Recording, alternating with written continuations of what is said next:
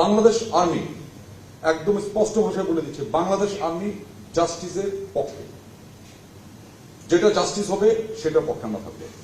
ইনসাফ, no compromise with ইনসাফ, কাম বর্সমেলি। জাস্টিসের পক্ষে আমরা অবশ্যই অবশ্যই স্ট্যান্ড ফাস্ট এবং দৃঢ়। আর সম্ভবত কারো মনে এরকম থাকতেও পারে, আমাদের গুম সংক্রান্ত একটা ন্যাশনাল কমিশন করেছে। কমিশন কমিটি না, commission is one of the highest, এবং আন্ডারে জাস্টিস, রিটায়ার্ড জাস্টিস, এবং এখানে আরো 4 জন মেম্বার আছেন। ওনারা যখন এই কমিশন করছেন, আমরা কমিশনকে সর্বাত্মক সহযোগিতা করেছি। কমিশন থেকে কখনোই বলতে পারবে না যে আমরা আমাদের কাছে কোনো সহযোগিতা চেয়েছি, কোনো ডকুমেন্ট চেয়েছে, কোনো কাগজ হাজির করতে বলেছিল, হাজির করি, এরকম কখনোই বলতে পারবে না। We have number of meetings with the commission. আমি নিজেও কয়েকটা মিটিংয়ে তাদের সাথেও ছিলাম, কমিশন এবং প্রসিকিউশনের সাথে আমাদের মিটিং ছিল।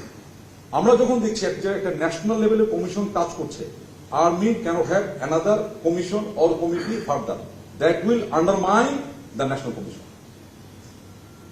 রাদার আমরা কমিশনকে সর্বাত্মক ভাবে আমরা সাহায্য সহযোগিতা এখনো করে যাচ্ছে, এখনো যা চাচ্ছে।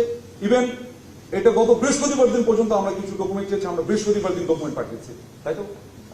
গত বৃহস্পতিবার দিন আমাদের কাছে কিছু ডকুমেন্ট চাইছে, সেটা আমরা দিয়েছি কমিশনের কাছে। বুধবার মানে চার্জশিট হওয়ার পরে দিল। তার মানে আমি বুঝতে পেরেছি যে আমাদের এই কমিশনকে যেটুকু হেল্প করা, ইভেন বিচার প্রক্রিয়া আমরা অবশ্যই করছি। তাই একটা জরুরি বিষয় একটু বলে নেই, এটা হয়তো আমি প্রথমে বলাটা আমার উচিত ছিল। বাংলাদেশ আর্মি একদম স্পষ্ট ভাষায় বলে দিচ্ছে, বাংলাদেশ আর্মি জাস্টিসের পক্ষে। যেটা জাস্টিস হবে সেটার পক্ষে আমরা থাকবো।